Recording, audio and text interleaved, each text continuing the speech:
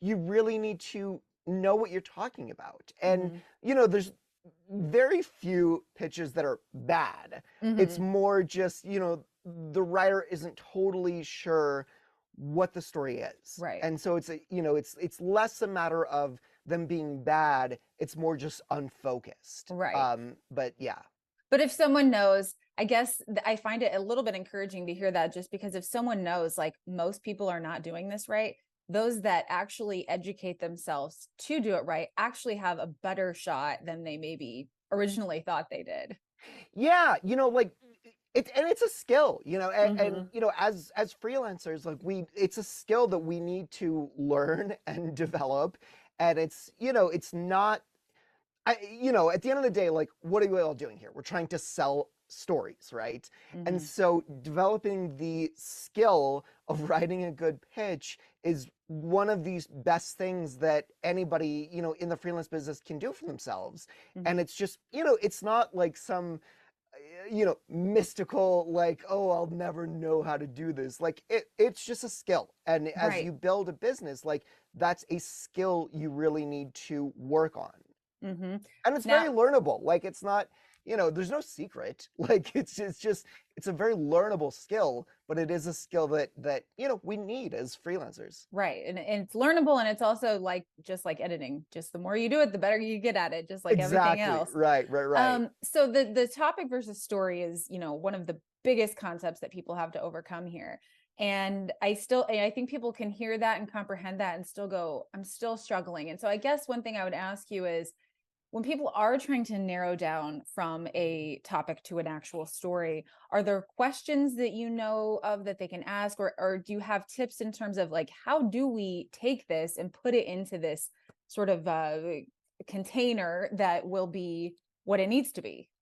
Yeah, yeah, yeah. So there's this very tortured metaphor that I like to use when I talk about this.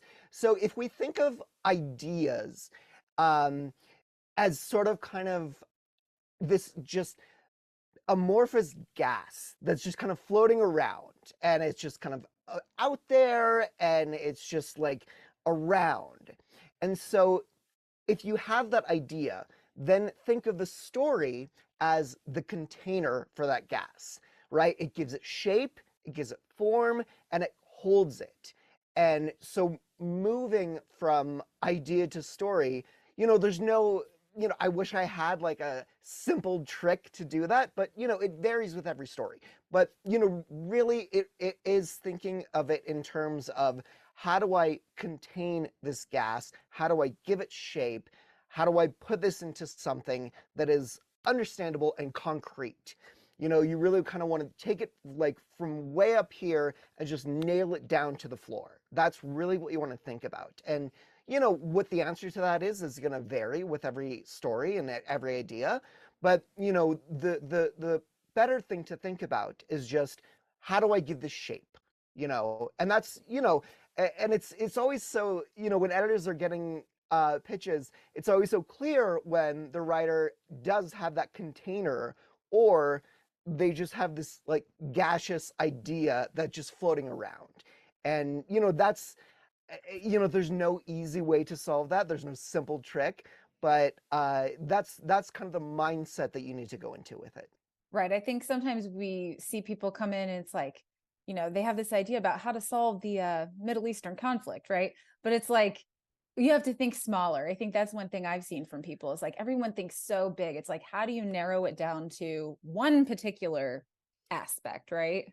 That's totally it. Yeah, and and it's great to think big, like, have the biggest idea in the world, but you really do need to just focus and just have the idea of, what is the story I'm trying to tell, versus, yeah, this is like a cool idea that might be interesting to write about. Yeah. It's